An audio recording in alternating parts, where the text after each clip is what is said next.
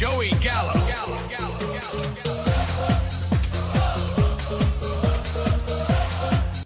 Welcome in to the NSFW Dynasty podcast. We are in episode 11. We got the full crew today. We might have some surprises later.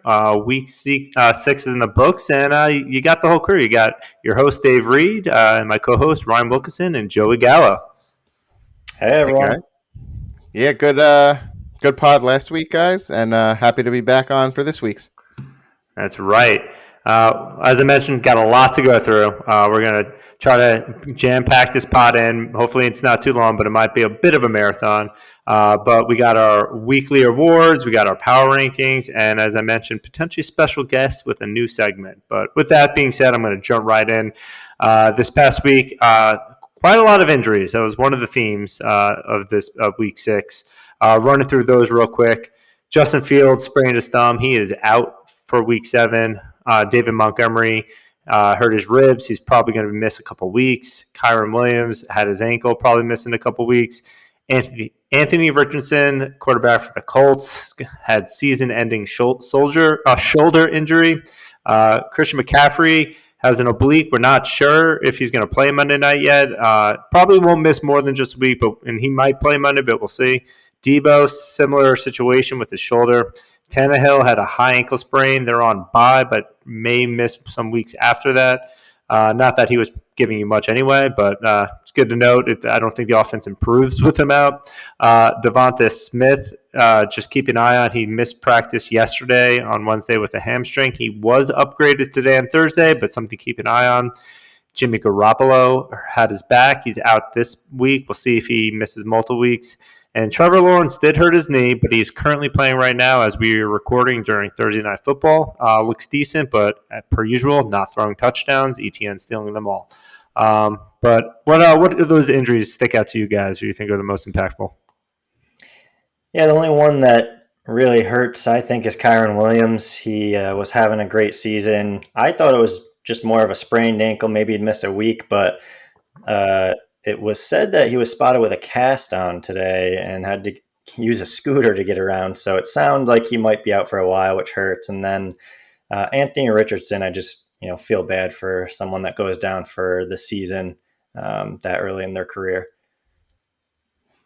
Yeah, for me, I mean, I know it's kind of been a running joke, but the fact that Team Scott Rapisati has his 2 quarterbacks, Tannehill and Jimmy G, both on this list, and the theme that, as was in the draft season, preseason, early season of his team's quarterback troubles, seem to continue, unfortunately. But yeah, outside of that, we'll see what happens with the Kyron Williams situation. They're saying through the bye, which gives him 4 weeks. I don't love the thought of him needing to be in a cast, but we'll see. We'll see what happens with the opportunity there in his absence. Yeah, and Monty also hurts me a little bit. He was looking like a top 12, and I still think will be a top 12 when he's back, but it was just nice seeing him get all that work and build that momentum. So it kind of stinks to see him get injured. And Fields, that one I think actually could be most impactful because the thing with him is he wasn't able to throw or pass the ball. Then for a couple of weeks, it looks like he could pass the ball. And DJ Moore was big. And this is his thumb. It was sprained or dislocated in the game on his throwing hand. So we'll see how that impacts him the rest of the season.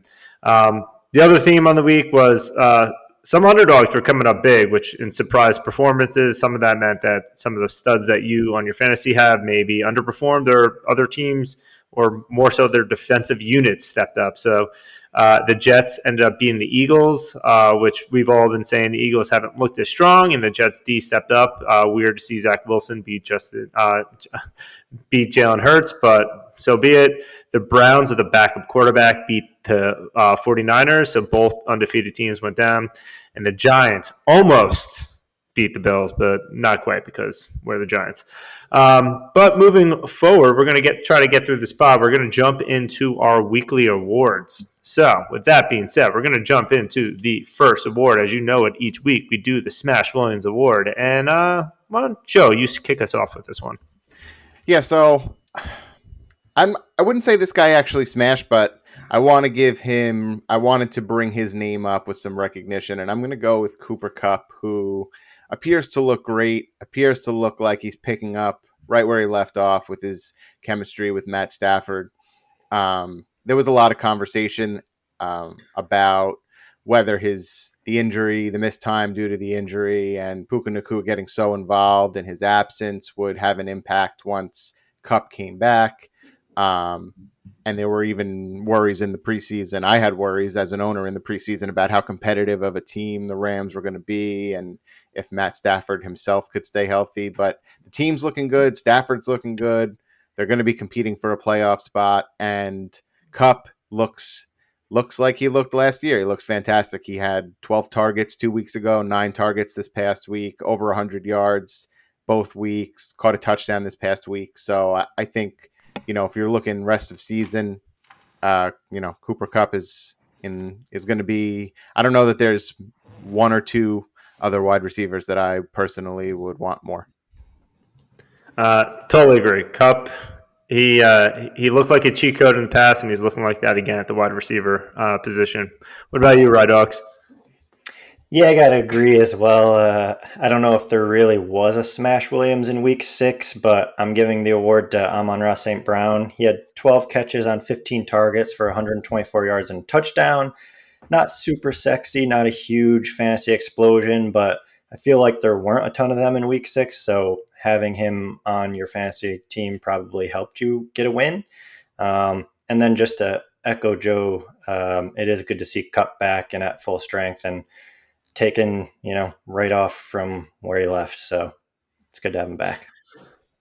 Love the song guy, but I don't know what you mean. No Smash Williams, because my boy Raheem Mostert, the RB1 of the week, was certainly smashing, and maybe it's because he's an old player, not as sexy, especially at 31 years at the RB position. But he is. My God, he's looking like a stud this year. He was someone that in Dynasty was probably just like hanging out on your bench you weren't really thinking much about, but you found gold because he dropped nearly 33 points on opponents this past week on 17 carries for 115 yards and 2 touchdowns, had another 3 reception and 3 targets for 17 and a third score. And that's only his second best performance on the year. He is the RB2 in the year, and he's leading the league with 11 touchdowns. He may have won the He's All That award, which we'll get into for this week now in a previous week because you weren't expecting this out of him, but he is a bona fide stud this year. If you're a rebuilding team and you happen to have him on your roster, you make sure you cash in and get that. And if you're honestly contending team, go get Mostert because he is going to be a solid piece. And especially in Dynasty when it's hard to get like stud running backs, this guy has been stepping up. So that is my Smash Williams for week 6. It's expected from him. That's why it's not a smash. Now it's expected. Yeah, he's dominating. You have CMC, and then Mostert is like literally the next guy you can count on. It's pretty crazy. Yeah, I was looking at odds to score 1 touchdown, to score 2 touchdowns in that game because I had the thought of, like Mostert's got to be like a lock for 2 touchdowns. Maybe I can get, like 6 or 7 to. It was like plus 250, plus 300 for Mostert to score twice. So, Vegas knows, the odds makers know, and if he stays healthy, he'll almost be a lock to score every single week the rest of the season. I mean, 11 touchdowns in 6 weeks is crazy. Like if you knew he'd finish the year with 11 touchdowns, you'd be pumped. 6 weeks, he's got it. It's nuts. I will say the one thing is he smashed more before HN kind of hit, and I would imagine when HN comes back from the IR, then Mostert will take a little bit of a hit again because they're both dynamic backs and they obviously are going to share the load. So enjoy the ride until HN's back, and then you'll just have to share the 3 running back touchdowns a game with some of the other guys there. Yeah, rather than a top 3 back, you have a top 10, 12 back. Yeah. Like you're not. He's taking a step back, but he's not like disappearing. I think they're both. I think before HN went down, I think they were number like 3 and 4 running back on the year at that point, which embarrassment of riches in Miami. But moving down to the He's All That award, I'll jump in, keeping the running back theme going. Isaiah Pacheco is getting my He's All That award. And not because this week he didn't have like a wow stat line, but it was just another rock solid performance. He went 16 carries for 62 yards, but 6 receptions on 6 targets for 36 yards. He was the RB14 this week, and he's also the RB14 on the season. Again, this is someone, if you were playing Dynasty last year, maybe you drafted in the 3rd or 4th round in a rookie draft. He was a 7th rounder in the NFL draft, bird on the depth chart, but he just keeps getting better. And even if you saw what he did last year, you still didn't feel confident about his like future prospects or job security. But now it's like I feel very confident. Like the Chiefs believe in him. They have been saying that since like he was a rookie, and he just keeps validating that bet that they made on him.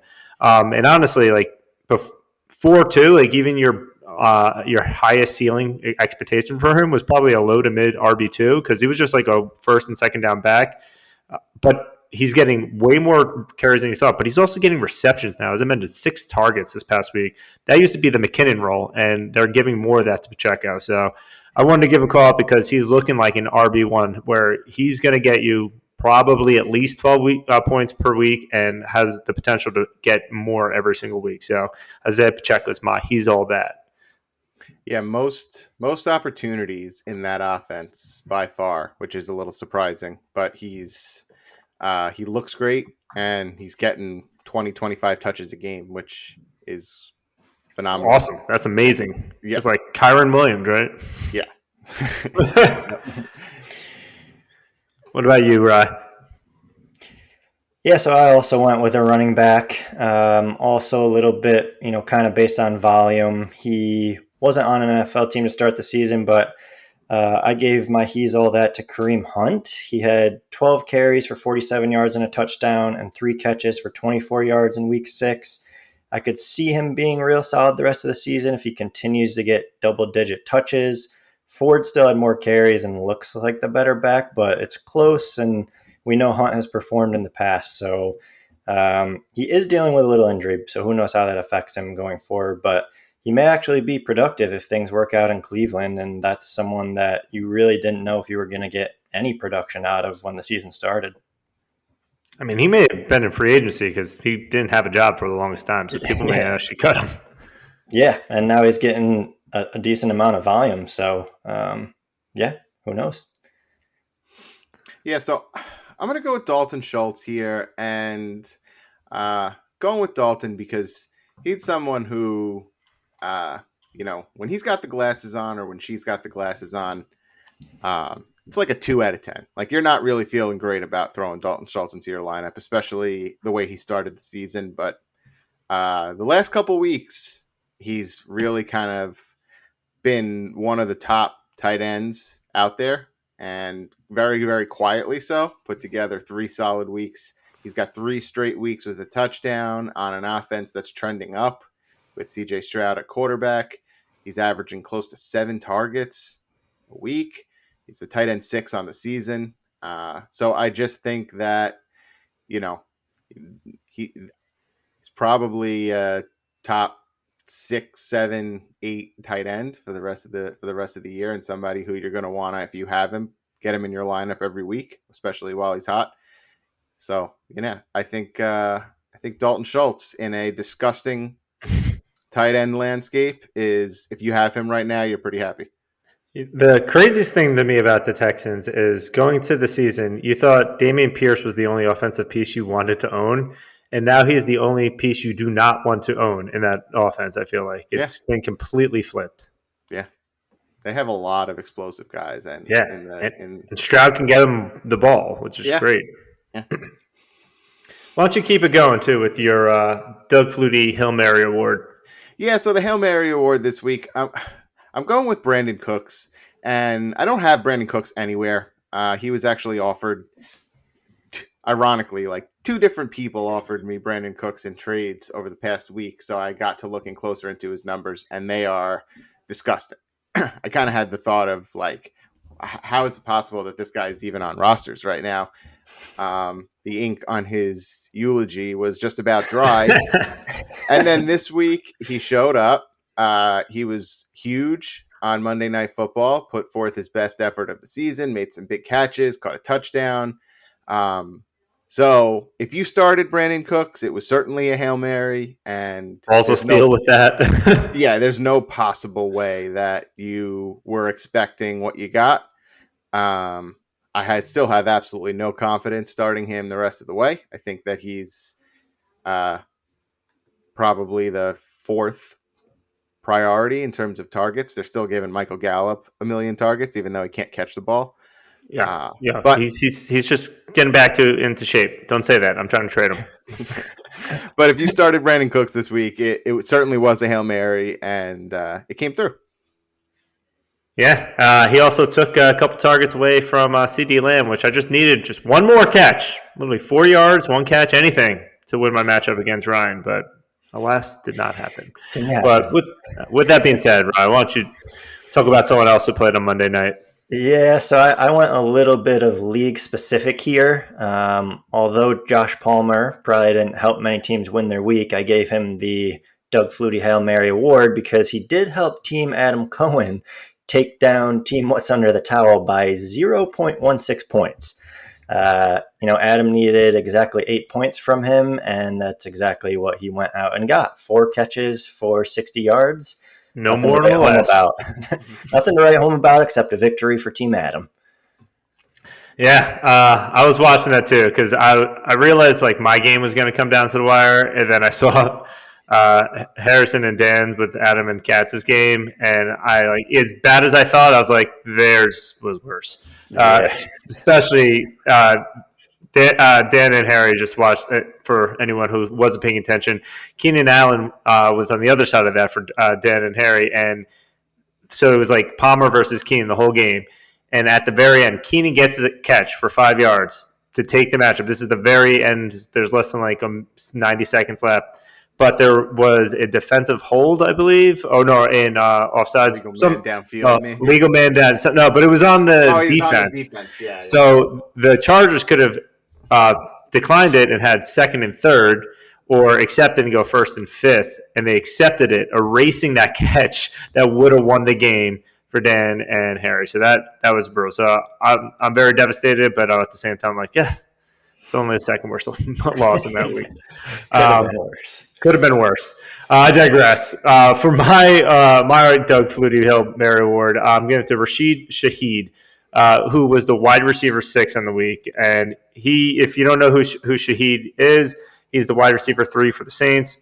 Probably like the 4th target after Kamara. He's in year 2. He was an undrafted free agent last year, but you did see some flashes last year. He's got a lot of speed, a lot of go routes, but he would have like the long touchdowns. And this past week, he only had 2 catches on 6 targets, but he made those 2 catches count. He had one that went for 51 yards, and another one that went for 34 and a touchdown. He was even actually using the run game. He had 2 rushes for 18 yards, and the Saints know that he is a weapon that they want to get the ball in his hands because he's electric.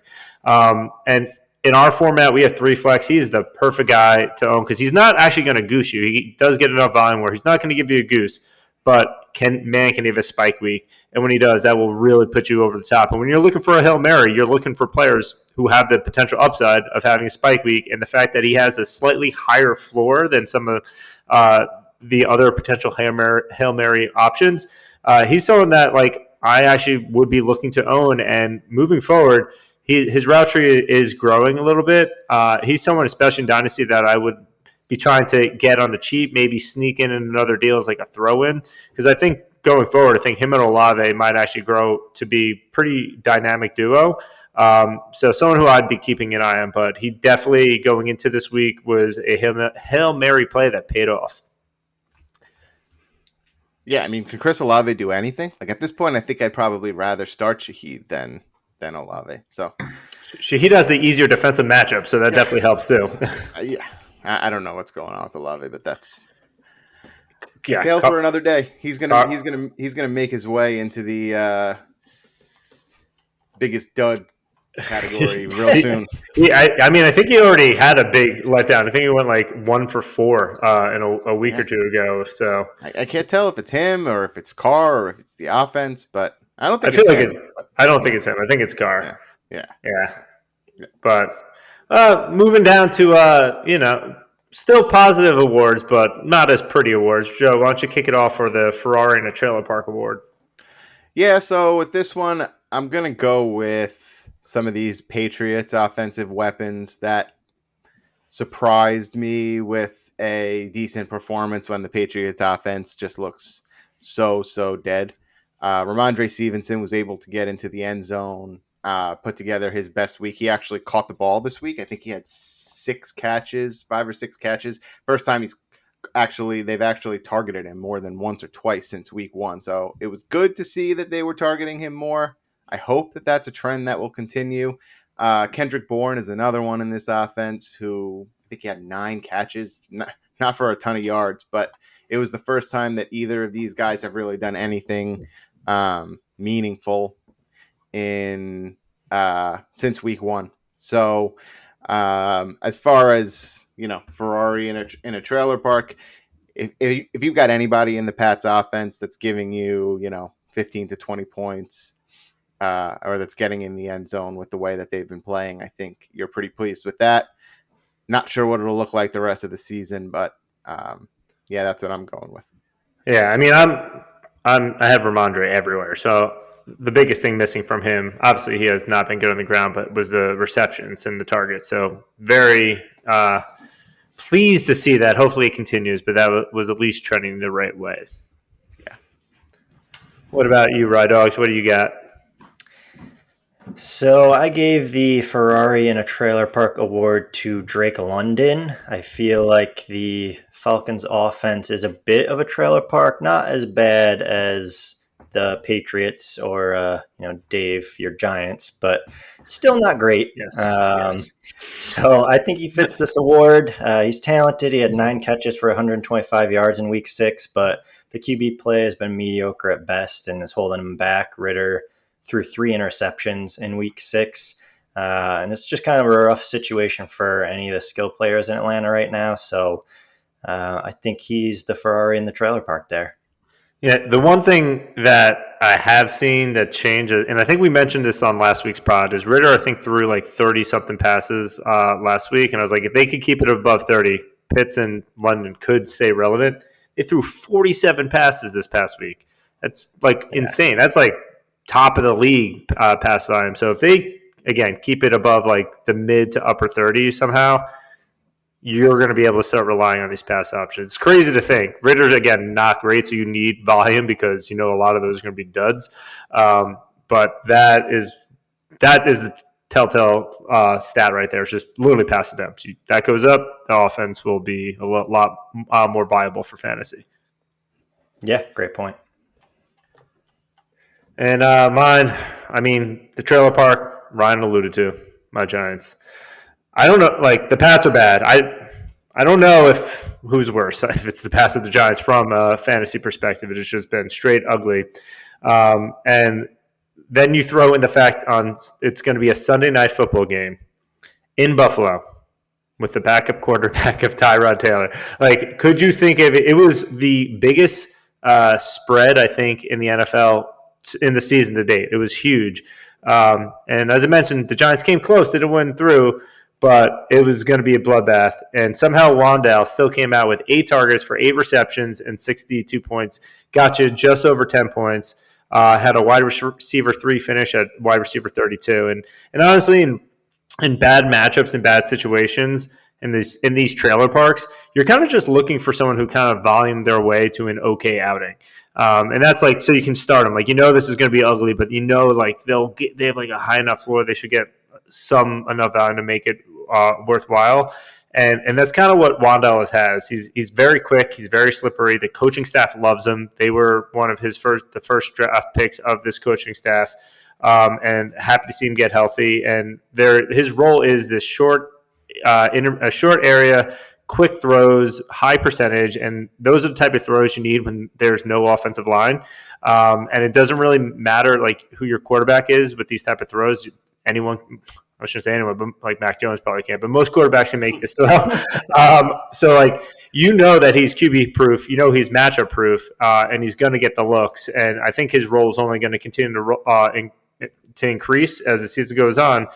So like 8 for 62, yeah, not a ton of yards, but it's a good amount. But like if you threw a touchdown on top of that, which could have potentially easily happened, and that could happen any given week, he's going to be in a top 15 like wide receiver then on the week. So he's someone, no matter the matchup, is always going to be a trailer park situation, but someone who could end up being a Ferrari and someone I'd be looking to start and own going forward.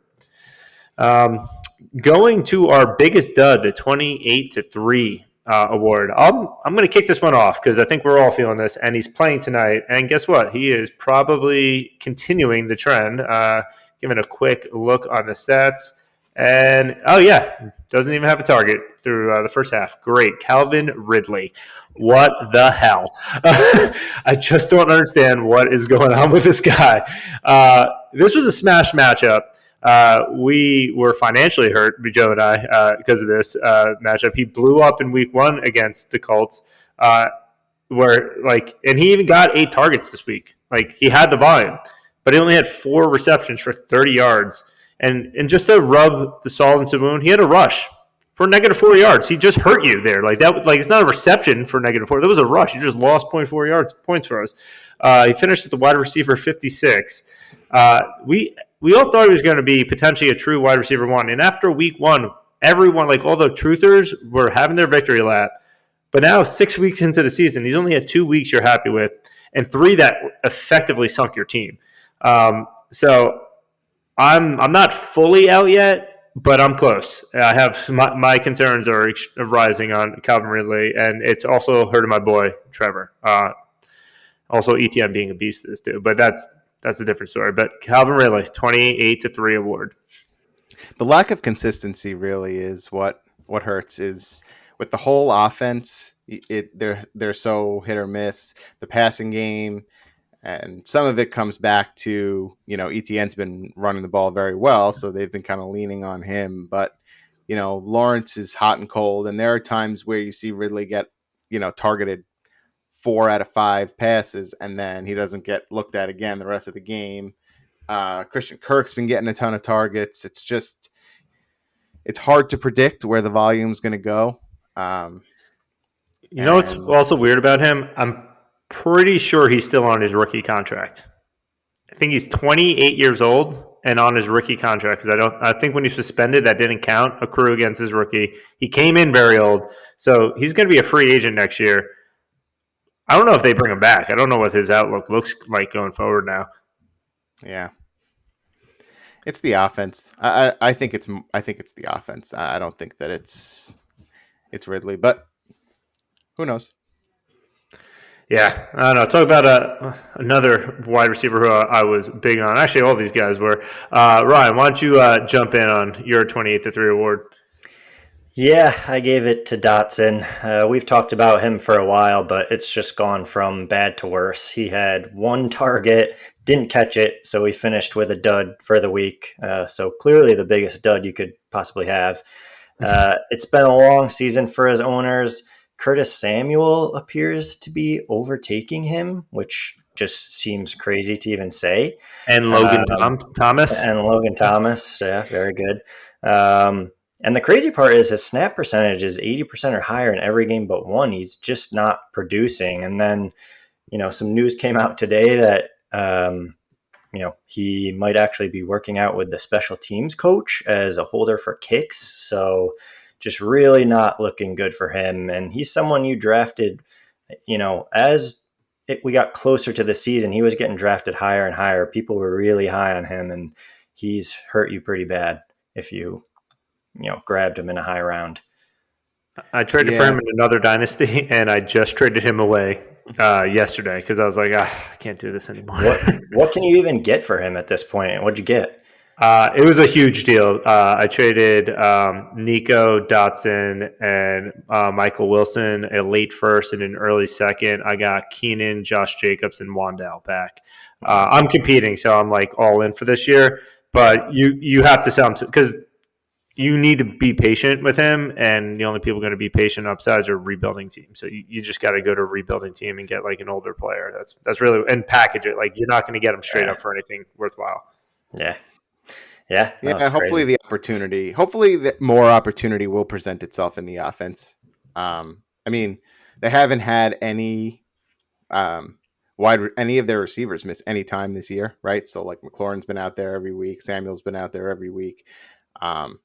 So hopefully he hasn't fallen out of favor. He's, like you said, he's out there on 80% of snaps. He's running a lot of routes. He's getting a ton of great cardio in, but that one target was a drop too. Like, I was watching it, and he was open. That could have been a touchdown. He should have had that. Yeah, he's had a couple of drops. And that's the thing. Howell actually has looked pretty good. Like, the offense hasn't looked bad. So everyone's catching passes.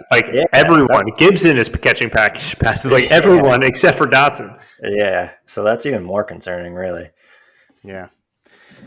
So I'm going to go with Devonta Smith for mine. And I know this is kind of maybe a little bit of a spicy take in terms of a letdown player who's been somewhat solid. But first of all, he was in a spot where I think the expectation was that he would have a lot of success, right? With the Jets having their top two cornerbacks out.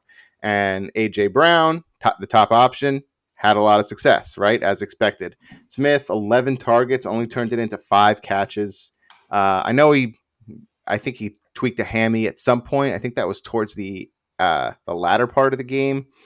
The reason I'm bringing him up is just because he started off strong first 2 weeks, scored a touchdown each week, put together solid fantasy performances. And then if you remember, I was around the time when A.J. Brown started to squeak a little bit because he felt like he wasn't being utilized properly in the offense. And, you could just tell he had some comments about his usage. And ever since then, he's been kind of going scorched earth, and it's been maybe a little bit at the cost of the production from Devonta Smith. Last 4 weeks in half PPR, 4.8, 11.3, 1.1, and then 6.9 this last week. So definitely not the output that you're hoping for from him. And I think as an asset, as like a redraft asset for this season, he's overall, you're probably feeling pretty let down. Let's see, wide receiver 32 on the year in an offense that's scoring points, and alongside A.J. Brown, who's doing A.J. Brown things. Where I own Devonta Smith, I'm feeling let down. Yeah, I mean, I did trade him away. I'm very deep in that position in that league, but I played against him to the team I traded him to, and I was getting worried and came out feeling all right. And like, now because I've been laser focused, because when you trade a player away, you almost like focus on them more than the players on your own team.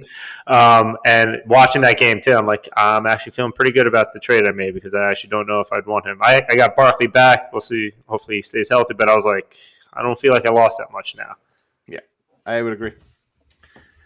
Moving down to our last award. This is just you're not that guy. This is someone who is just so bad and has been so bad that I think our opinions of this player are just straight up changing, that he might just stink. So, Joe, you have my favorite, because you and I for sure have been banging the drum on how bad this guy was for the beginning of this pod. So why don't you jump in?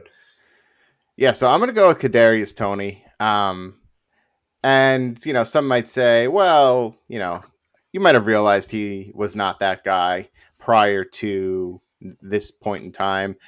There were he showed flashes with the Giants. He also has had a hard time staying on the field, but it was some point during this week's game where he was delivering a solid performance. Somebody was kind of saying like, oh, Tony's had a solid day, which was 3 catches for 9 yards and a touchdown. And I kind of realized that if we're calling 3 catches for 9 yards and a touchdown a solid performance, then this guy is. I think he also had negative rushing yards. So like his total offensive output was negative, and he had a pass that was missed, and it was really bad. He's got to just get the negative rushing yards. sometimes you just like rub one out. He's got to rub out phrasing the negative rushing yards every single game. It's there it is. I just had an urge. He stinks. His attitude stinks. And historically, the issue has been his health. He's actually been able to stay on the field this year and avoid any major injury through the first 6 weeks. And that's led to about 4 yards per catch, which is astonishingly low in a Chiefs offense that actually has decent big playability. So yeah, Kadarius Toney, your best performance of the season, was still so gross that it affirmed to me how you are not that guy. Yeah, and that the ADOT that you just mentioned too, like yards per catch, it's probably ADOT's even lower because you assume he ran after that catch. It's because Matt Harmon, who I follow as well, he's not a wide receiver. He's a gadget player. Like, he can't run routes. He can't catch it. So all his catches are just screens or the tap passes that Mahomes loves to do. And they don't actually throw him the ball. He's not a wide receiver. He's not even on the field for more than 20% of the snaps. So yeah, he stinks. Ryan, I know you own him, so I'm sorry for leaning in on that. No, he definitely stinks. It's been brutal owning him. I was pumped that he got a touchdown just so I could say he did something. But like Joe said, when you're celebrating that, that shows how bad he actually is. So he got a touchdown and had 7 points. Yeah, it was bad. Ryan, why don't you, put some dirt on someone else and make it feel better?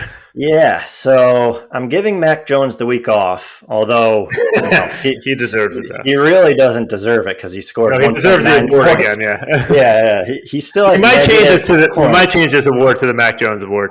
I think we need a lower award to give him because he has negative fantasy points through the last 3 weeks. He's the starting quarterback of an NFL team. But anyways, Imagine that. Leave your spot open. You would have been better for 3 weeks if you just 3 weeks. No one. It's insane. Maybe I should rethink. Makes you rethink the rules of start a lineup. You have to start. It's I don't want to start Mac Jones. He's going to hurt me. Don't make me throw him in. Don't make me lose. But I actually went with Dameon Pierce. Dave, you mentioned him a little bit earlier.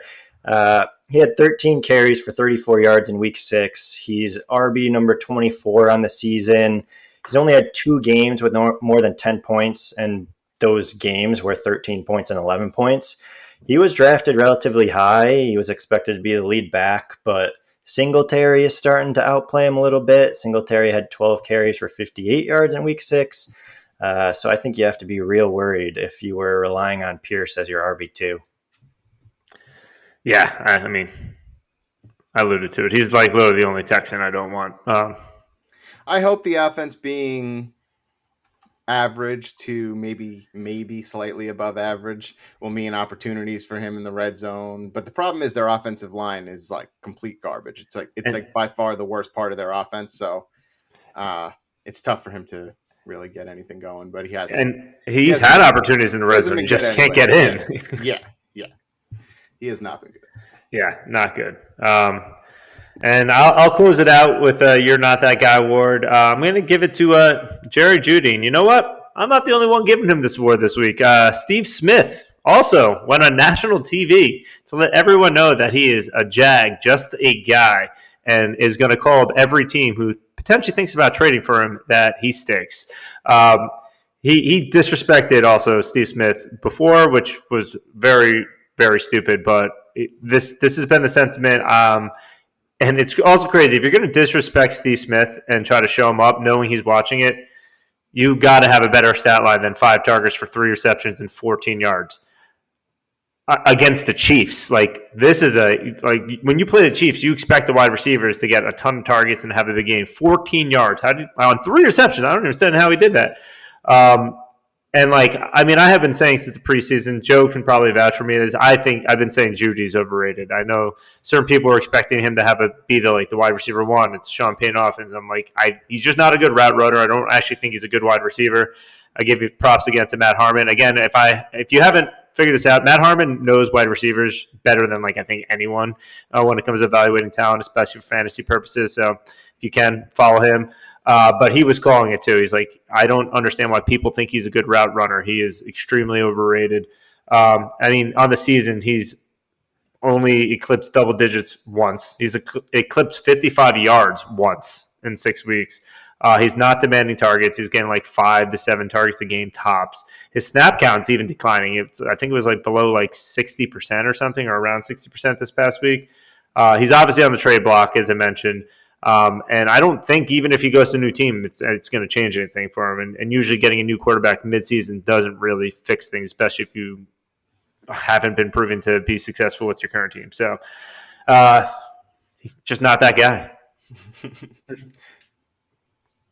Yeah, it's hard to dispute any of it. I have a couple full season, Judy over receiving yards, and it's doo-doo paper at this point. Yeah, that you can definitely wipe your ass with that bet. Yeah. But with that is our awards, and we're gonna take a quick break, and when we come back, we're gonna bring a new person onto the pod and a couple new segments. So hold on a second. And we're back.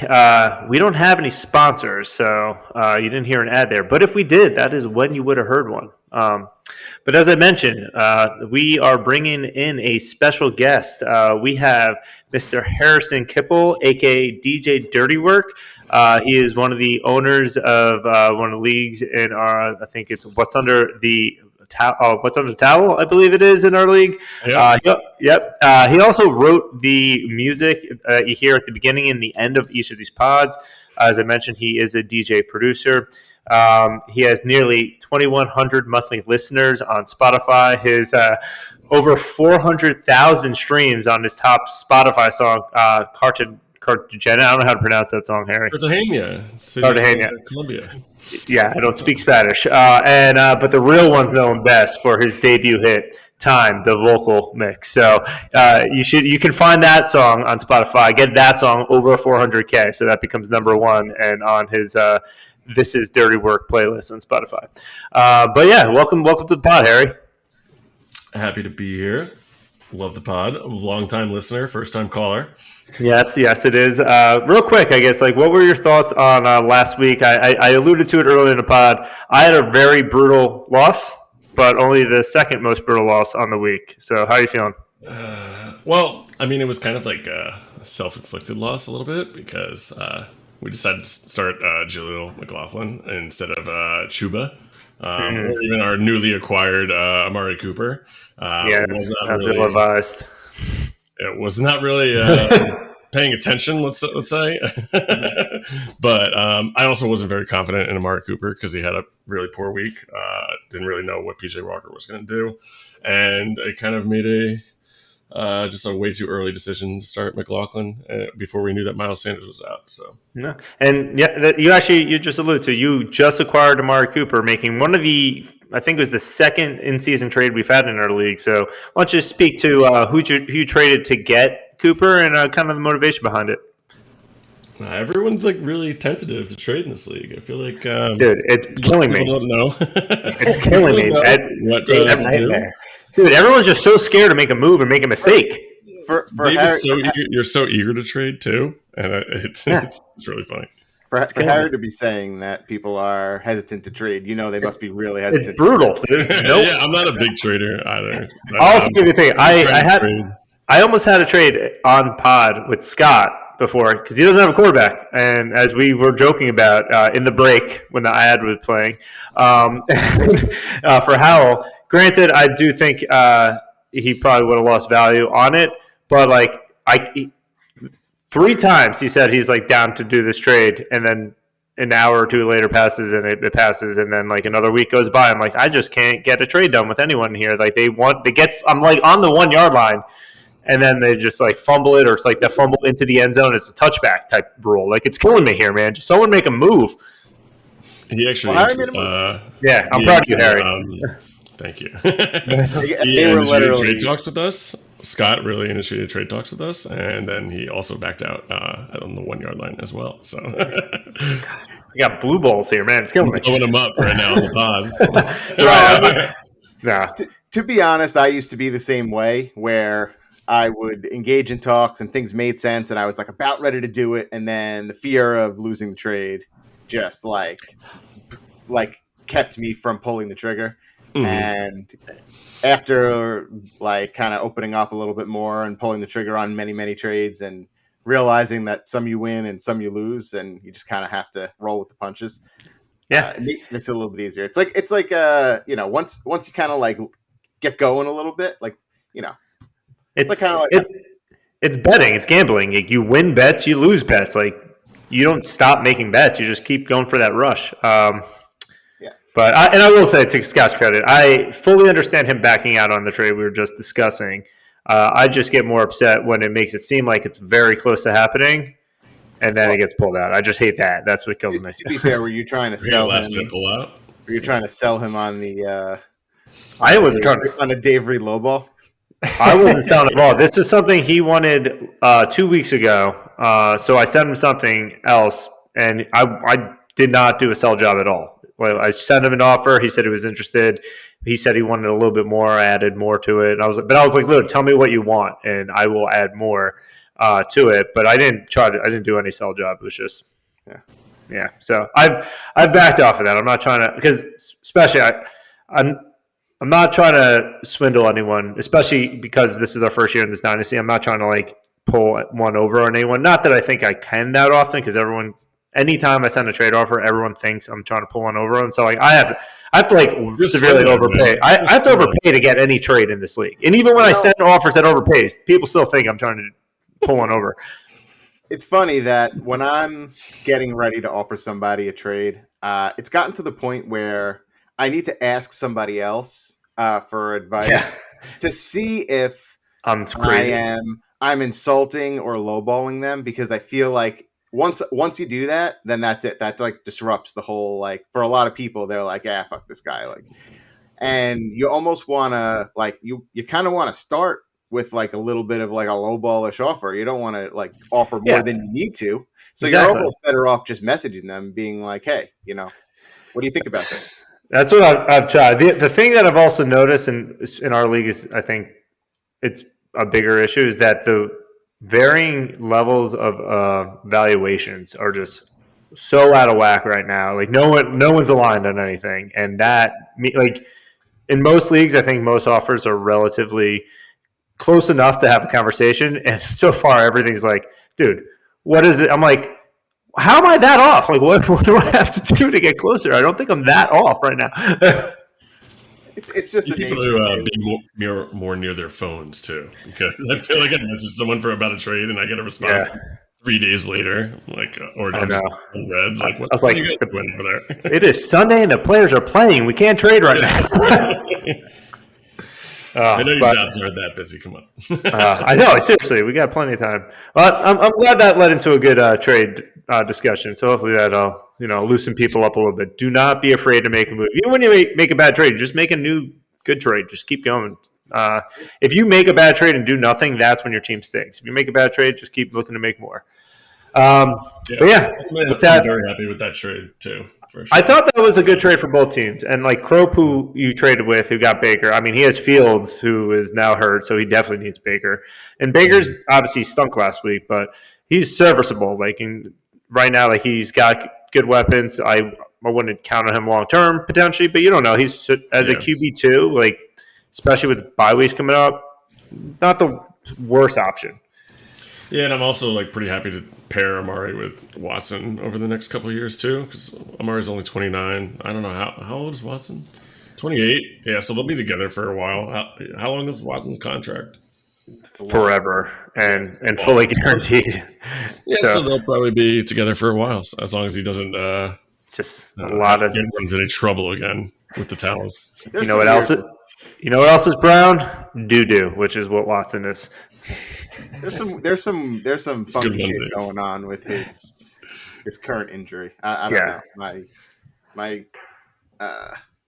shit detector. He might play on Sunday. It says he's going to play on like Sunday. Going off a little bit. You know, like he had a quote where it was like, I don't know, like it could be any day now. I could be back in like a day. It could be back in 2 weeks. Like, what the fuck is he doing? Like, what's Who going on? talks like that? Yeah, like it was a really, really bizarre quote. So I don't know. Well, he's clearly not a guy that knows what to say to people. It's true. If anyone would know, it'd be him.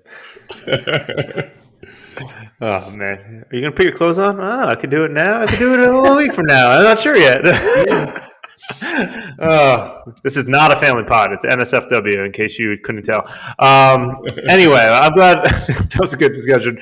I do want to jump into the league things real quick. Give a quick update on our high-low scoring. So this week, the weekly high was Matt and Dan Brzezinski with 153 points, and the low, our very own Joey Gallo with 89. But still, no one has gone as low as Ryan and Sean did week one with 63. It's very fun because every week, like no one cares about their matchup first. It's like get to 64 and then worry about your matchup. Is how I kind of view every week. I loved Canales' comment that he crossed 64. His team was still projected for like 100 points at that point, but I still think it's coming. You know, I was looking this week. Scott doesn't even have a quarterback to start, so he could be giving us a run for our money. We'll see. Yeah, especially if CMC doesn't play, then it can get hairy. I'm not gonna lie. I'm not loving my chances to not have it this week, but we'll see. I'm just like decimated by injuries and now bye week, so we'll see. And the top score is still held by Kropes with his week 5 score of 185. So quick update there. But now, since we're 6 weeks in, we have a lot of more data than we had at the beginning of the season, which was the last time we had our power rankings update. So figured it'd be a good time to kind of give a quick update on where we think all the teams are landing. Granted, me, Ryan, Joe, all kind of go about different ways that we kind of do our rankings. For me, it's not mathematical like Joe does, but I do a little bit of mix of current year and future outlook. I think Joe does a similar mindset, but with a little bit more math behind it. And Ryan, I think, leans a lot more towards the in-season power rankings. But with that, I'll jump in first. So my power rankings are with the top team. I got Matt and Dan Brzezinski. I think they're just a powerhouse for the current year and going on. Adam and Katz have actually jumped up to the number 2 spot, and they've been rising since my first power rankings. I had them in like the bottom, I think 4 in each ranking, and just keep increasing them. There's not much further for them to increase at this point. They're at number 2. Crope has increased as well. He's at number 3. I actually think current year he's the favorite. Only reason I don't have him in the top 2 is just his quarterback situation is not as sound as the others, and he does have a little bit of an older roster. At number 4, jumped up was Mike Caffer, Mike Williams. Then 5, Schluter's taking a bit of a tumble, as you can tell by his record. Players just haven't really been showing up as much as you thought they would. This one might shock people because he doesn't have quarterbacks, but I actually shot Scott up to 6 because his non-quarterback roster is just so strong to me. Like he's had some big weeks already, and if he wanted to solve that quarterback situation, he has the assets that I think he could get some pretty strong. Like if you traded CMC, you could get like the world for CMC, even his dynasty. Like he is some like hot, like Cooper Kupp, Brees Hall. Like he's got players that are like truly, truly like next level that no one else can compete with. He trades one of those and could probably solve his quarterback situation. So he has to make a move to make this happen. But I think just based on value, I think he's very strong. Then at starting Ryan Tannehill in his who's on bye. No, he has no quarterback this week, and this is not exaggeration. There is no one to start. and potentially next week either, because Tannehill is also probably going to miss, and maybe Jimmy G. Number 7, I got Ryan and Sean jumping up. Their quarterback combo has been stepping up. Kyron was someone who was really pushing them up, but he's actually going to be out a couple of weeks. But they have enough pieces. Terry's been stepping up, so I've been pretty impressed with their team. Still think there's some work to do, but they also have 2 firsts, which is the other reason I give them the leg up. Most teams don't have multiple firsts. I think, Ryan, you need to make a move and use those first to get some players to compete, because I think if you use them to get like a couple good players that are maybe older vets that can produce, I think you guys can compete this year. I have myself at 8 still. I dropped from 6 from my last ranking. I've been decimated by injuries. Not everyone's season long, but it's going to make it tougher, in my opinion, to be a playoff team this year because of all the injuries. But I do have a lot of youth and upside that I'm excited about. But it's hard to say that the injuries haven't had a significant impact to my roster. Next, I have our very own Harry right here and DaCosta. I don't love their quarterbacks. I think Bryce looks terrible and Geno's taking step back in Watson, but they're not bad. They're better than Scott. Quarterbacks. The wide receivers they have elite current year in Keenan. I think they have a couple of young elite guys right now, but they're not elite in the current year. Quarterback is atrocious after Jacobs, and Andrews is great, but in general, I think there are some moves that still need to be made there, but I think they're middle of the pack current year, and then there's some potential next year, but still some work to be done there. But I could see them going either direction. Then at 10, I got Joey. After Bajan, running back's a little rough. Quarterback's rough. Wide receivers have been solid. Myers and Evans have stepped up. Those have been some diamonds that he found there. But I don't really think they're a team suited for this year, but I do think he can turn around and have a pretty quick turnaround on a rebuild. Then I got John Clark and Clark Sauce, I think we're calling them, at 11. Burrow's back, but Max sucks. We say it all the time. Pierce sucks. We say it all the time. I don't really love it. At all their wide receivers outside of Diggs, who's getting older, Rice, Pickens, and Addison, they're okay upside, but I don't really see them being better than wide receiver 2. So don't really love this team. Their tight ends are atrocious. Then bottom, Canals. He's got 2 first. He hit on Puka. Herbert and Ayuk are solid, but this is the risk that you see in Dynasty. You get so excited about youth and young talent, and a lot of times they don't become what you want, like Dotson and Burks. And when that happens, your team can effectively crumble. You go into the season thinking you're going to be so strong, but if they don't have proven track records, it can really fall from underneath you. So he has tumbled 9 spots to my bottom spot. But those are my rankings. What about you, Joe? Yeah, so I think the one that I disagree with you on the most there is, and I'll get to the full list of rankings, but I just want to share the thought while it's on the top of my head, and I'm not saying this just to break balls, right? But I think I disagree with you on the prospects of Team Wilkinson for this year. I think outside of Allen and Hurts, the running back situation is kind of booty. Alexander Madison, Rashad White, Keontae Ingram, Deonta Foreman. It's not good. The wide receiver situation. Obviously, McLaurin has been okay. Jameson Williams hasn't demonstrated that he's going to be anything yet, although I'm high on him. I'm not high on Jameson. He can't catch the ball. Mike Williams is out for the season. Kyren Williams is out for the next 4 weeks. If it was me, I would be clutching on to those first-round picks and not letting them go, because you have a situation where you have Josh Allen and Jalen Hurts, and if you can draft good players with those 2 firsts, maybe you kind of do a little bit of an active rebuild. But I don't think that you'll be competing this year. And that's I just want to say quickly, the reason why I was thinking rebuild is the biggest asset you got is Kyren. I don't know if he's an asset next year. And he's coming back this year. And Rise, I might honestly look to move him in another league where I'm on the verge of competing, and I have Kyren. I'm the second I realize that I'm not competing, I want to move him, because I agree completely. Yeah, that was my thought. Maybe I'm not sure what you can get for him right now, just because he is hurt. You might have to wait a couple weeks, but he is coming back. Brian is 3-3, but if you package those first and a couple other picks, granted you're selling out for the future, you're not going to have picks going forward.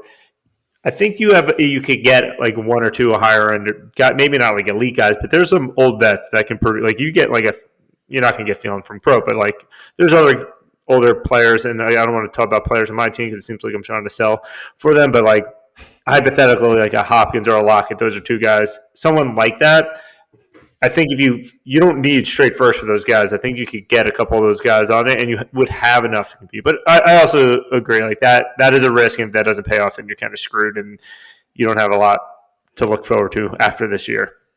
Yeah, and it's funny to hear you guys kind of talk about the two extremes because we honestly have been right in the middle. Like we were leaning way more towards Joe, where we definitely wanted to hang on to the two firsts, and we were kind of throwing this year away, and we were assuming we'd be rebuilding a little bit, but then we do keep winning, and we're 3-3, and we've had like 2 or 3 really high weeks. So we're like, maybe we shouldn't sell out yet and kind of see if we can pull off a couple more wins. And then, if we make it into the playoffs or it gets close to playoffs, maybe we do sell the first. So it's funny to hear both sides because we've kind of been going back and forth as well. But right now, I think we're leaning more towards hanging on to the first because especially with the Kyron Williams injury now, I don't see us doing too well the next couple of weeks, but we'll see. You know who needs a running back? Harrison. Sell to him. And we know he's down to trade now, so. Yeah. Very down to trade. You're not getting a first for Kyron Williams, though. Yeah, but he's got wide receivers. Go for it. Oh, man. All right, I'll blow through my rankings pretty quickly. In the top position is Team Crope Dog. In the second position is Team Rosinski. In the third position, Team Adam Cohen. So I think those were the top 3 for Dave as well, just in a little bit of a different order. And to be fair, the margin between Dan's team and Team Cohen is razor thin. Basically have them as equivalents. So those are my top 3. In fourth position, Mike Dexter is a god. In fifth position is actually Dave's team. Let's go. And the reason why, I as we were talking about this in, I guess you want to call it pre-production, we're very professional here. I kind of said to myself, like, maybe I have Dave's team ranked a little bit too high, but he is pretty decimated by injury, and he's had hits this year with Richardson, who looks like he's going to be a valuable asset in the future with Achan. So I think the future is looking bright for Dave's team, but obviously this year he's in some trouble. Coming up next, Team Come Schluter. get my bets, guys. Yeah. Well, I was about to put mine up for offers too, but we'll wait until the seller of my rankings. Coming up 6, Team Schluter. 7th, Team Rapisati. And again, I mean, so Dave referenced this earlier, but we kind of I have a very, very loose numerical way that I kind of quantify or that I calculate rankings. And I kind of assign a score from 1 to 10 at each position group. And for the current year, Team Scott is a 5 at the quarterback position, and a 9.5 at running back, a 9 at wide receiver, an 8.5 at tight end. So it's really just the quarterback where that's kind of holding that team back right now. Coming up next, Team What's Under the Towel. Pretty similar position for Team Harry and Dan as they were. I think maybe you slid one spot, so not bad. Just ahead of Team Wilkinson Brothers, who they're basically the opposite of Team Rapisati, where their quarterback is a 10, and then their running back is 6, wide receiver 6.5, tight end 6.5. To be totally honest, there's not really much that I love on the roster aside from the quarterback position. So I think rebuild is the issue though is who you gonna sell? Yeah, that's the thing. We talked about Kyron, right? So that's definitely one. Madison could be a sell, to be honest. How much long-term value does Madison have? Madison has value this year for sure, but So I should phrase it different. What are you going to get for these players? Is there yes, I think there's players you should sell. I just don't know what value you're going to get for them. You're not getting more than maybe a late second for Madison. I feel like at this point. Yeah, no, I might even try to sell Madison for maybe like I mean, I hate to say it, but Dotson. yeah, like I was gonna say, Jahan Dotson might be a Yep. guy that like you could try and target on the cheap who could turn it around. Unfortunately, Chris is a rebuilding team, so you're not going for Dotson. Yeah. But that, I agree. That's the type of player I would go. Right, Yeah, I would. who you could get for cheap. Not you wouldn't have to give up any of the first round picks for. You could move seconds and thirds and guys like Madison and maybe Rashad White and guys that could actually help a contender this year.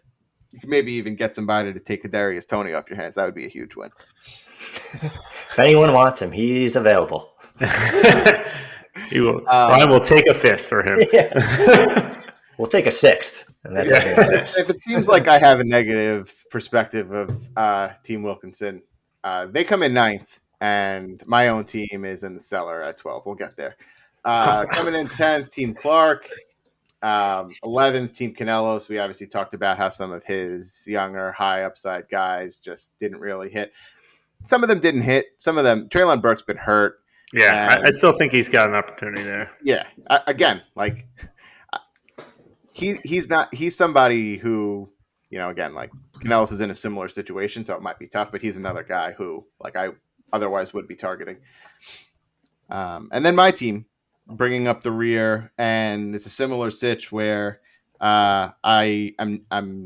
there's not really long-term outlook or security at all at the quarterback position, right? Like Stafford and Russ could both potentially, be out of the league, not starting, hurt, benched by next year. And that leaves me with just Kyler Murray, and my running back situation outside of Bijan Robinson is gross. Dallas Goedert's been a disappointment. The wide receiver position is strong, and like to Dave's point, right? Like Dobbs has been a pleasant surprise. Jacoby Myers has been a pleasant surprise. But I personally am not excited about my prospects of competing this year, obviously, and I'll probably be looking to move some of my veteran guys for younger, more upside guys. So if anybody is on the market, then reach out. Really, we said power rankings, but this is just Joe and I's like marketing for our teams to come get assets. Please, yeah, no, please I mean, overall, the kind of like what I meant to highlight, the big riser was Team Crope from the initial rankings up from 5th to 1st. And I mean, obviously, Team Canelos dropped pretty substantially down to 11th, and my own team dropped pretty substantially as well. Well, my own team, I didn't have ranked pretty high. Quarterback was always an issue. And unfortunately, in a super flex league, if your quarterback room is not solidified, then you're in some shit. That is true, unless you somehow have CMC, Cup, and Brees, but they'll figure it out. Yeah. But with that, we're going to move to the main event of our power rankings, I like to call it, the Ryan's Roast Ranking. So, Ryan, why don't you take it away? Yeah, so I did have some major updates to my power rankings. Again, like Dave said, mine are geared more towards the teams with the best chance of winning this season. So we'll kick it off with number 1, Team Crope Dog. Not a huge surprise there. He was previously number 2 in my rankings, top dog for now. I can't say much about a team that holds the highest score of the season, but he does seem to be panicking. He gave up Cooper for Baker, who rewarded him with 6 points. Fields was so insulted that he backed him up that he actually decided he didn't want to play this week. So the cracks are starting to show. It'll be interesting to see if he can keep the team afloat. Boom. Roasted. Number 2, Mike Dexter is a god. They were previously number 3. As expected, though, locking down the Bills' tight end room did not pay off. They're sitting at 3-3, which is surprising for a roster with Mahomes, Barkley, Kamara, Amon-Ra, DJ Moore, Pittman, and so on. The only logical explanation is management, which isn't surprising from the two of you. Boom. Roasted. Number 3, I have Dan's team. They were previously number 1, still at the top. But this team was supposed to be anchored by running backs, and it turns out the real strength is their QBs. There are obviously no Allen and Hurts, but Tua and Goff are sitting at 3-5 on the year, which is real solid. You have to wonder if they'll have any running backs come playoff time, though. Chubb left when he found out Dan's team was actually run by a guy named Matt. Gibbs was so confused on who's running the show that he pulled a hammy. Henry's so fed up that he's giving carries to a rookie, and Taylor held out for so long he's now splitting carries with Zach Moss. Boom. Roasted. Number 4, I have Team Adam Cohen, previously number 7. I don't have confidence in ranking this team number 4, but you have the best record of the entire league at 5-1, so who am I to judge? Stroud has played his way to QB number 13 on the year, and that is by far the best QB on your roster. The combination of Daniel Jones and Kenny Pickett has been so bad, it's a miracle you're not 1-5. If winning by 0.16 points in week 6 tells us anything, it's that you're hanging on by a thread, and I don't have any confidence in a team led by a rookie without Justin Jefferson. Boom. Roasted. Team Schluter, pretty big rise up from number 9 to number 5. Team Schluter has 853 points against, the most in the league. Boom. Roasted. Not much else to say there. Coming in at number 6, I actually have our guest here. What's under the towel? They were previously number 4. You traded away your best QB, though, in Baker Mayfield.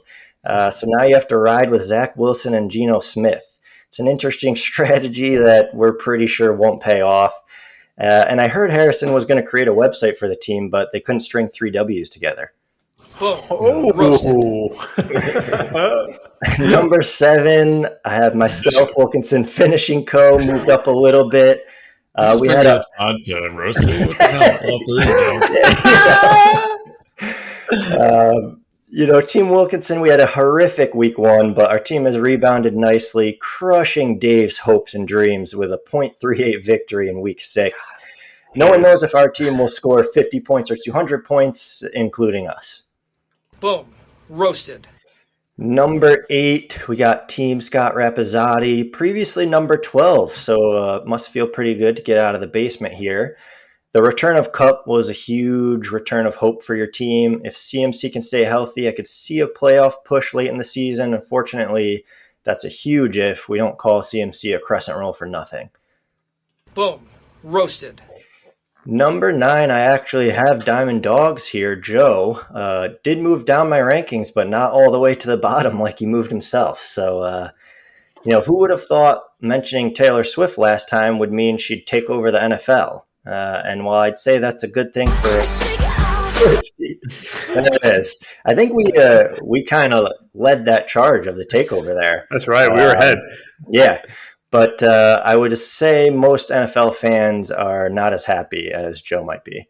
I do think your team is better than your 2-4 record, but you'll have to stop relying solely on Jamar Chase. He's proven he can't handle it. Boom. Roasted. Very busy shitting on my team. Michael Thomas just scored a touchdown, so eat it. You're going to need it. Number 10, I have Clark It Up. Now Clark Sauce, I believe, but previously number 11. They're sitting at 4-2. I'm sure it's a shock to see they only moved up 1 spot in my rankings, but I don't have confidence that this team makes the playoffs. In week 7, it looks like they're starting Mac Jones and an RB in the Superflex for a projected 89 points. I almost moved you back down to number 11 after seeing that, but you did beat us, so that has to count for something. And this may be the week you beat us again for the lowest score of the season. Boom. Roasted. Number 11, Hawk Worship, previously Titans drop. Dave, my biggest mover down. Somehow you are 4-2, but as I mentioned earlier, your dreams were crushed in week 6, and it may go downhill from here. So much so that you've completely given up, even though your team is sitting in 5th place. 6 new guys hit the trade block this week for a total of 15 guys. The panic is obvious. Unfortunately for you, though, no one has made an acceptable deal yet, so you might be riding with these guys if they can stay healthy. Anyone. Roasted. And number 12, similar to most people here, Cramerica Industries. Last time I mentioned Kyle Pitts was playing high and seek with fantasy points, and it looks like that has spread to the rest of your team. I actually don't hate your team, and there is some talent there, but with 660 points on the season, there's no way you deserve anything other than the bottom of the rankings. Boom. Roasted. Man, I need some Neosporin for those burns. Ouch. I always love those rankings, though. I'm not going to lie. But, man, is it that obvious that I'm not going to compete this year, Ryan? You know, you're throwing 6 guys up on the trade block. It seems like you've given up. I had to move you down solely just for your confidence. Getting no bites. But we'll see. Well, with that, you know what? Let's just jump into the DK lineups. Is there a new segment? Something hopefully I feel better about. Joe and I need this so we can finally start feeling like we have winning teams going forward. So for the listeners, to give a little update on how this works, we all 4 of us have created our own DraftKings daily or weekly, whatever you call it for fantasy football lineups that we're going to compete in week 7. We're doing the main event. So this means that we each pick a quarterback, 2 running backs, 3 wide receivers, tight end, a flex in the defense. I believe this is full point per reception in it. So something to keep in mind. I don't know. Hopefully my guests here and co-hosts knew that going in, or maybe they didn't, to my benefit. And we'll find out. But we're going to go through, name our lineups, and we're going to track our scores. We'll put it in. And I think we're all, throwing $20 on the side as well, winner takes all. And we'll ridicule the loser in the league somehow. We'll keep track of who loses. But for all the guests that join, we're going to do this game. We'll also keep track on, for each guest, how many of the hosts, so me, Joe, and Ryan, how many of us you beat? So did you beat all 3 of us, only 2 of us, 1 of us, or none of us? So we'll see how you guys shape up against your other guests that have been on the pod. Any questions, guys? Yeah, no, just for those who aren't familiar, there's a salary cap situation on the DFS, unlike the DraftKings platform. You probably all know this already, but you have to stay within the cap. You can't just pick any guys. So yeah, and we're gonna do 20 a week. If there's other guys, if you know some of you have a higher risk tolerance and you want to throw a little more down, we can make that part of this new weekly segment as well, where we kind of do a little live negotiating of what the wager should be. I don't know if we can bring Adam on this pod. We won't be able to. Anyway, so first let's name our quarterback. So I guess, Ryan, who do you got at quarterback? Dave, I went with your boy. Paid $5,500 for Sam Howell. I decided to save a little money there for some other positions, but I feel like he's been real solid, and he's playing the Giants this week. So, you know, could score some good fantasy points there. I'll jump in because he's my boy too. You know he's my boy. I also went with Sam Howell for $5,500. So you and I are locked in there. What about you, Joe? I got Geno Smith. I paid up a little bit. I think Geno's matchup is a lot more juicy than Howell. You know, like divisional matchup, Giants defense, probably a little bit underperforming, underrated this season. Maybe that's a lower scoring game. I think Geno at home against an Arizona defense that is probably realizing their full Dookie potential is pretty juicy for me. I did tinker with Geno many times, so I do like that call as well. And our esteemed guest, Harrison, why don't you step in and tell us who you got at your quarterback? I also landed on Geno Smith. Yeah, love the right. matchup. I also love him because he's on my team. So, yeah. All right. Not too much variance so far. Yeah. No. All right, then. Harry, why don't you keep it rolling and tell us what 2 running backs you got? Sure. So I went with kind of a pseudo stack with Geno. I picked Kenneth Walker as my first one. I feel like he's just going to get he's been catching a lot of balls all year, so it's great for PPR. And he's been a touchdown machine so far this year. So I went with him there. And then I also went with Pacheco on Kansas City because they're going to run all over the Chargers this week, I think. They'll probably get out ahead pretty quickly, and then they'll just be leaning on Pacheco because they cannot pass for shit to their wide receivers. Love it. And Joe, how about you? Who'd you get? Yeah, so I too went with Kenneth Walker. I think that was a good move, and honestly, it's a similar theme, right? Like, I mean, Arizona's defense has been bad. Seattle's at home. I think Seattle's just a very good team. I was actually looking earlier this week in the degenerate gambling content for those who care. They are even odds right now to make the playoffs, and I think that's pretty good value because to me, they're a playoff team. Their defense has been good. Their offense started off slow, but they have a lot of weapons. So I like Seattle, and I think this is going to be a good week for them. So Kenneth Walker was a pretty easy one. And then I also went with my man Zach Evans. I felt like for $4,000, that was a cheap move with a little bit of upside. And I also spent probably a cumulative 200 fab on Zach Evans across all my fantasy leagues. So I'm a little all in, but I also like the value, $4,000 for somebody who hopefully will be getting the bulk of the carries. Hopefully Freeman doesn't eat into that. Yeah, that's the only risk. Like, he should get the work.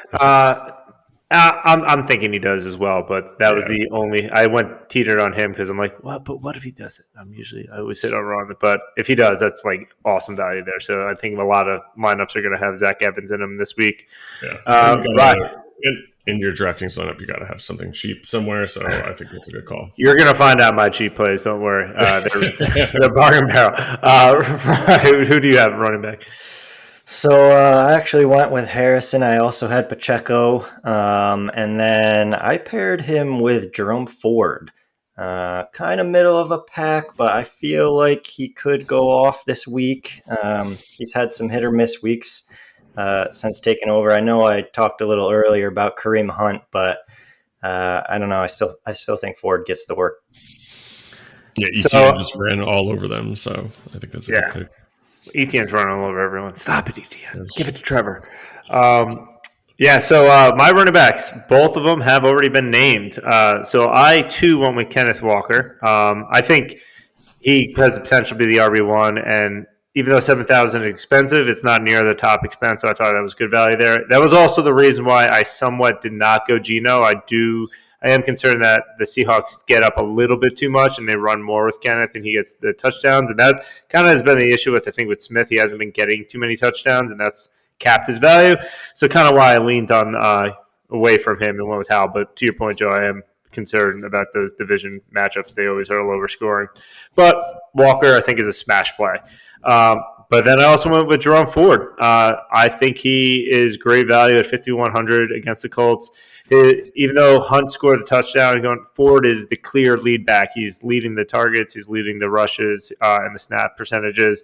And he's 100% the Browns lead back. Who knows what's going on with the quarterback situation? So I think he's going to get a healthy amount of touches, maybe north of 20 in this matchup. So I think that could be a smash play.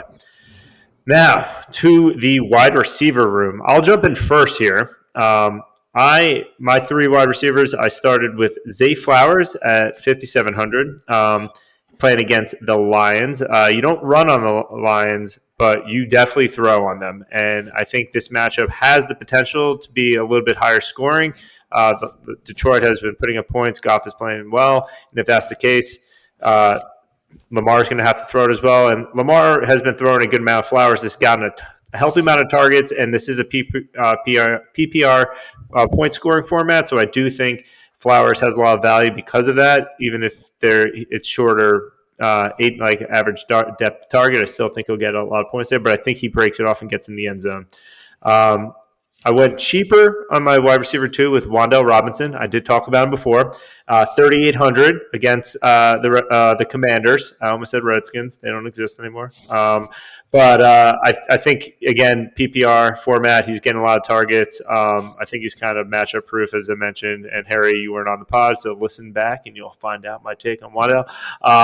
But I think he's a nice safe play at $3,800. I think that's just great value because that allows you to pay up for the sun god, Amon-Ra St. Brown, who is just, I think he had 15 targets or like 12 catches last week. He's going to feast again against the Ravens as well and potentially get in the end zone. There isn't going to be as much of a run game. Even if they have Gibbs, he's not much of a rusher, so I think they're going to throw a lot in this game, and when they do, it goes to St. Brown. But yeah. Road Jared Goff, though. Road Jared Goff. Goff could be bad, and Amon-Ra be good. So those are not completely tied, in my opinion. But he was on the road last week, and I think he was like the QB4. So we'll see. So it could be changing. I think in the preseason when I did that game of stats, Goff was the guy who I was like, I feel like he's an undervalued quarterback, and so far he's proven it out that way. So I'm still believing. We'll see. But if he does stink, then next pod you can throw the egg on my face. So we'll see. But yeah, why don't you jump in? Oh, me? Okay. So I also went with Zay Flowers too. He just gets like so many targets. It's just like it's going to be a general theme for all the wide receivers I picked. And they're also decently priced too, which allowed me to pay up elsewhere for Kenneth Walker and the likes. I also went for Hollywood Brown because he may not get the best targets, but he gets a lot of them. So all it takes is a couple of those to hit, and they're going to be down for sure against Seattle, is my thought. So hopefully he'll be getting the lion's share of those targets. And then didn't have a lot of money left. So I went with Discount Cooper Kupp, Puka Nacua. He still gets a lot of targets. He had a drop touchdown last week. So that would be, hopefully that is an actual touchdown this week. How much was Puka? 76. Okay. Solid. Yeah. I'll jump in. So I have Keenan Allen. Nice. 8,600 for Keenan Allen, but this is just more of a necessity type situation, and I feel like this is a game the Chargers want to win, obviously, against the Chiefs, a game where you would expect the Chiefs are going to score a lot of points. So I could easily see this being one of those 15 target games for Keenan Allen and worth paying up because I tried to get him in my lineup so many times and just the rest just didn't work, but I agree. I think he is going to smash. Yeah, so Keenan. Then I went DK Metcalf 6,800. I know there's a little bit of risk here just because you never really know in the Seattle offense like who's going to get the targets, who's going to get the touchdowns. More often than not, it's actually been Tyler Lockett who scores. Tyler Lockett's dealing. Come get him. Tyler Lockett's dealing with a hammy this week though, and I went Geno as the quarterback. So hopefully this will be a big week for DK Metcalf. And then wide receiver 3, 5,100. This might surprise you because I tend to poo-poo on this guy quite a bit, but Drake London, who is getting a lot of targets lately. And like we talked about earlier in the pod, Atlanta threw the ball 40-something times last week. It seems like they are opening things up a little bit more for Desmond Ridder, who is atrocious and will definitively throw 2 interceptions. But as long as Drake London continues to be his number one read, which he clearly is, then I think there's some value there. So I went with Drake London. Yeah, and I was about to say that there was no overlap, but I also went with Drake London. So he was one of my guys. I gave him the Ferrari in a Trailer Park Award as well. I feel like the targets are there, so I'm hoping he has a good week. And then I paid up and actually went for Stephon Diggs. The guy's just been on fire this year. He has one game with less than 20 fantasy points. The only risk there is that they get too far ahead of New England. New England's been so bad, but I think he still gets his points. So I paid up for Stephon Diggs. And then in my third wide receiver slot, I actually went with Jacoby Myers. I feel like he's having a pretty good season. And at $6,200, I felt like the value was pretty good. A lot of faith in Brian Hoyer. I like it. Yeah. He's going to get his targets. Myers is does run routes that someone like Hoyer would want to throw to. So I could see that happening, actually. That is true. Yeah, I like it. So we're starting to get some variance here, so we won't have ties across the board. That's good. And then at Ron, for tight end, flex, and defense, who do you have? So tight end, I went with Mark Andrews. Didn't want to pay up for Kelsey, but I don't know. I just feel like I couldn't trust anyone else there. And they're playing Detroit, who is 29th against tight ends. So I'm hoping he has a big game. Flex is where I really went bottom of the barrel, and I'm just hoping for him to hit. But I went with Jameson Williams, and I'm just hoping he has, one long touchdown catch. He was only 3,800, so I felt like, the chance that he has a big game could happen. And then defense, I went with the Buccaneers. They're playing Atlanta. I know I also picked Drake London, but I feel like Atlanta gives up points to defenses, so threw them in there. All right. I dig it. And I do love the Andrews move as well, obviously. I went with Zay Flowers, so I get in the passing offense in the Ravens, I think, is a smart play this week. What about you, Harry? For tight end, I went with a guy who also gets a lot of targets. Oh my god, I don't know his first name. Musgrave. Luke? Is it? Luke Musgrave. Yeah, I just learned about this guy last week. So rookie for the Packers. Yeah.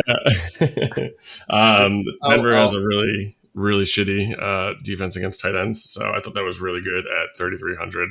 That's my bargain of my lineup for sure. Again, I just really like this Seattle Arizona game, and I went with Tyler Lockett. So I've got a double stack going on with Gino. Who knows if that'll be fruitful? Hopefully it is. But again, they're going to be tearing up that Arizona defense for sure. And then after last week, after watching Big Blue against the Bills, I decided to go with the Giants defense. I think they're better than people think. And also Washington divisional matchup, they'll probably be a tight game. And Sam Howell just loves to hold the ball, so hopefully get a couple sacks there. Yeah, I think that's a smart call, actually. They did look good, even though I do have Howell. Doesn't mean both can't score points there, but he does get sacked and there's a lot of picks from my team this week. I kind of like it. Yeah. Their values on DraftKings. How about you, Joe? Who do you have? Yeah, so I too have Luke Musgrave. That Denver tight end defense, worst in the league. Any exposure you can really get. You talk about tinkering with the lineup. I really wanted to get Aaron Jones in there because I think Aaron Jones is going to feast this week too. They've been kind of missing him, and it just feels like the right time for them to give him 20 carries and a couple targets. But I like Luke Musgrave. He does get targets. There's probably going to be scoring in that game, so I thought it was a decent opportunity. In my flex, I went with Hollywood as well. Again, I think that's going to profile as a situation where the Cardinals are going to need to be throwing the ball. And although the clock may have struck midnight on Joshua Dobbs, hopefully he can get some decent volume for me. I think at $5,300, if he gets 10 targets in a game where there's a lot of scoring, that's good value. And then I went with the Raiders defense and special teams because the guy who's playing quarterback for Chicago, I literally only heard of when they first brought him in last week, and I consume a lot of football content, college and NFL, and this guy Baggett, like I don't know, I literally don't know. Is he French? He's French. The ballers were calling him Bilbo Baggett. Yeah. I don't think that's how you pronounce his name, right? I heard his name pronounced differently or somewhere else. I don't know. He did not look good when they brought him in last week. And Oakland's got a sneaky good pass rush. And I kind of Max Crosby's like elite. Yeah. He's very good.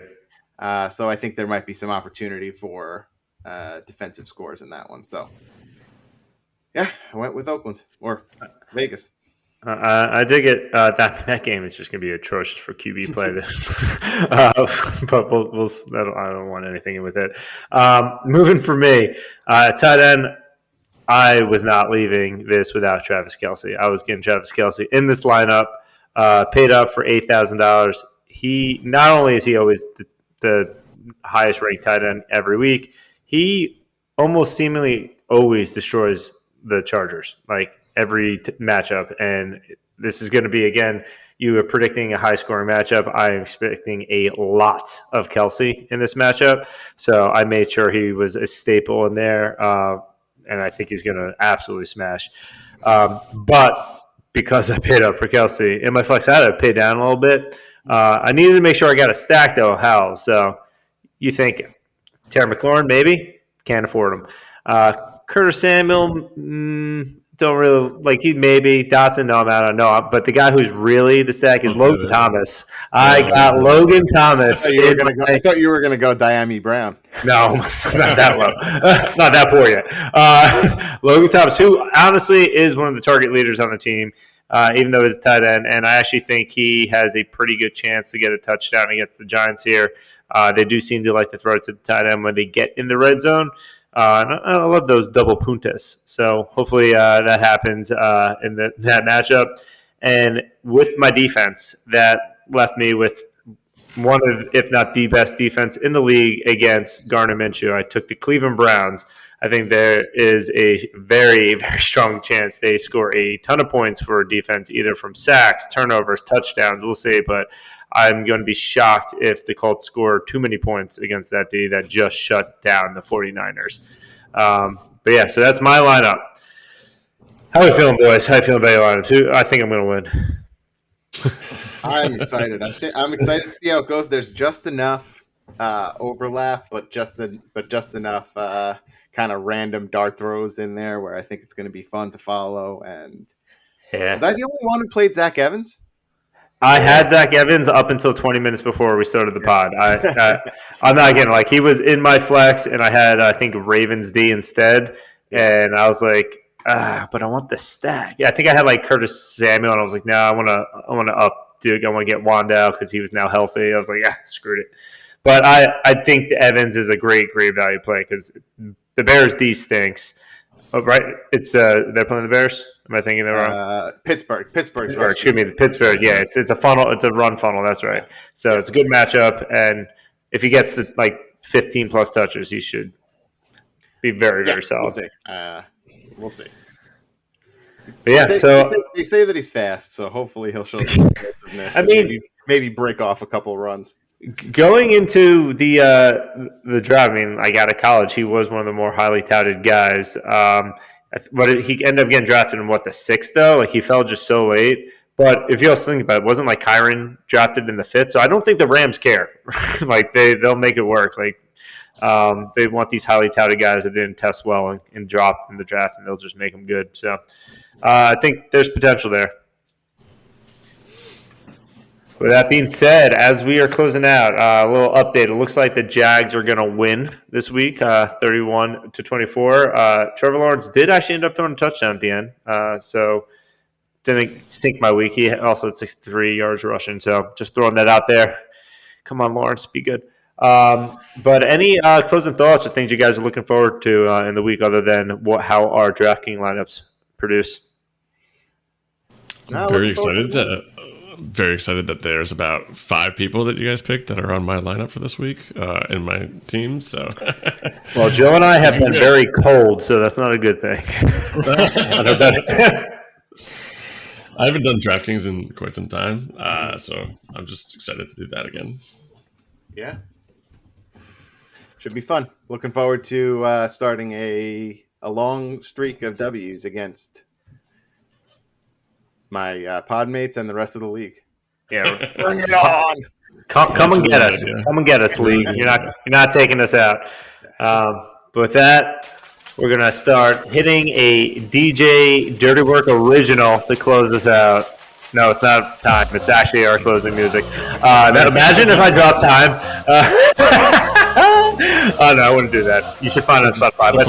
You're here to roast me. So. But thanks, everyone, for listening. Hope you enjoyed the pod. It was a bit of a marathon, but a lot of content. Good luck in your Week 7 matchups, guys. Thank you for listening to another episode of the NSFW Dynasty Podcast. Tune in next time.